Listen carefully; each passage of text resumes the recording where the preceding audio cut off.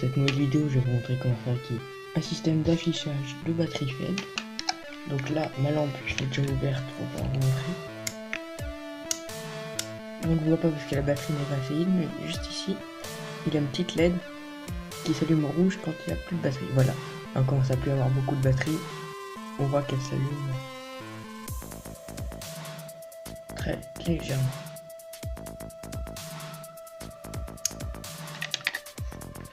Et après, quand il y a vraiment plus de batterie, elle s'allume beaucoup plus. Donc, tout ceci est géré par le petit circuit qui se trouve juste ici. Voilà, un transistor, 2 résistances, 2 LED, 3 résistances et 2 LED. Donc c'est vraiment pas compliqué à réaliser. Donc, il y a aussi une petite LED blanche qui s'allume à l'intérieur. C'est tout simplement la LED témoin qui indique que la batterie est assez chargée. Mais on peut tout simplement la cacher comme moi j'ai fait. Pour y fabriquer, il suffit simplement d'avoir une breadboard, une résistance de 47 ohms, une résistance de 1 kilo ohm et une résistance de 220 ohms. Un petit PCB, une petite carte qu'on peut souder soi-même, une LED rouge, une LED transparente ou une ouverte, comme vous voulez. Moi, une LED transparente, je préfère parce que elle va pas s'afficher. Je mets une transparente parce que j'en ai plus que des vertes. Et un transistor BC557.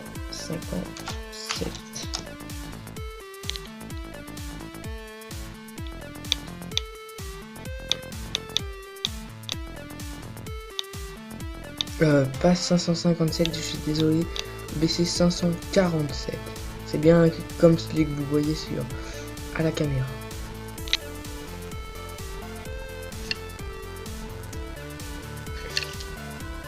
Donc pour commencer, vous avez besoin de la breadboard simplement pour pouvoir, et vous faut aussi des fils, simplement pour pouvoir tester le circuit s'il marche bien. Donc moi je vais le tester avant, même si je l'ai déjà fait dans ma lampe de poche. C'est parti, mais grâce à la magie du montage, tout va se passer en 1 seconde. Ça y est, j'ai monté notre petit circuit. Donc, du plus, on a une résistance qui va à la LED. De la LED, on part dans une résistance de 1 kilo ohm. Et dans la base, enfin, dans le truc du milieu du transistor, la barre tout à droite du transistor, elle va au moins. Et de là, une résistance qui part du plus, on va au plus de la LED, du moins de la LED, on va au moins. Et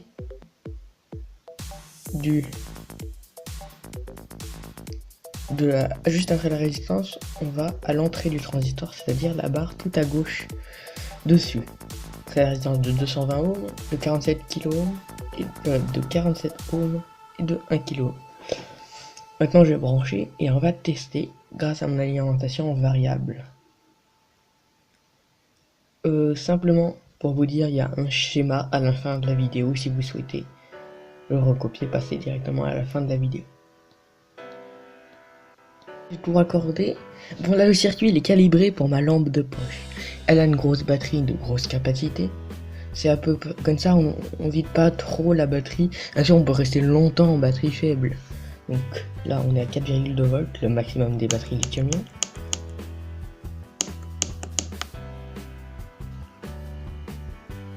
À 3,99. C'est là que la LED rouge s'allume. Pour moi en tout cas ma lampe, parce que le reste s'allume de plus en plus fort. Et voilà, elle reste allumée fort. On peut continuer de baisser jusqu'à 3 volts. Le transistor reste activé.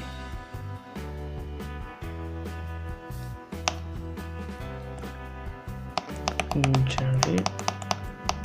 Et hop, elle s'est éteinte. Ouh, magique. J'ai calibré mon circuit, j'ai changé quelques résistants. Parce que moi je voudrais, ça dépend, suivant si on change de LED. Donc là, 4,2 volts, les deux LED, j'ai ce que j'en ai mis deux finalement. Hop. À partir de 3,6, on a une LED rouge qui commence à s'allumer. Alors on peut continuer de descendre, voilà. Parce que moi ça va être dans une lampe de poche que j'ai modifiée parce que le dynamo ne marchait plus. Je vais la chercher. Donc là voilà. Ici j'ai mis un chargeur portable. Enfin une prise de chargeur portable. Parce que dedans il y a une batterie lithium-ion de chargeur portable.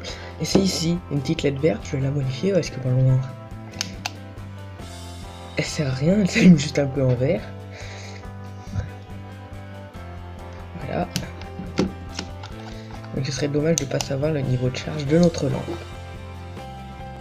On démonte notre lampe de poche, donc vous pouvez voir l'intérieur électronique de la lampe. Bon, j'ai pas enlevé tout, mais on va souder moins du circuit, c'est-à-dire ici. Et bien sûr, après la...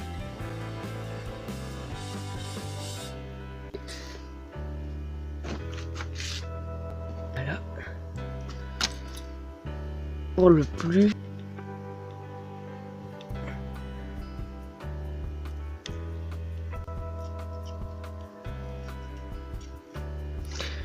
Bon, ça tient que dalle. Petit à petit, on fabrique notre circuit. Faut pas la souder. Elle va être sur la lampe. Hop.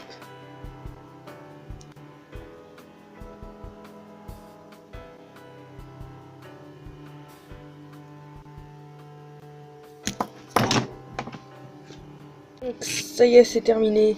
Le circuit est à l'intérieur, car on peut voir que sur ma breadboard, il n'y a plus rien, il n'y a plus que les fils. Bah oui, je peux utiliser mes fils. Donc là, il faut que j'arrive à la caler. La lumière est allumée. J'ai assez déchargé la batterie. Entre temps, je vais brancher à mon téléphone avec lequel je filme. Hop. Puis ça fait éclair. Voilà. C'est que la batterie commence à être en dessous des 3,6 volts.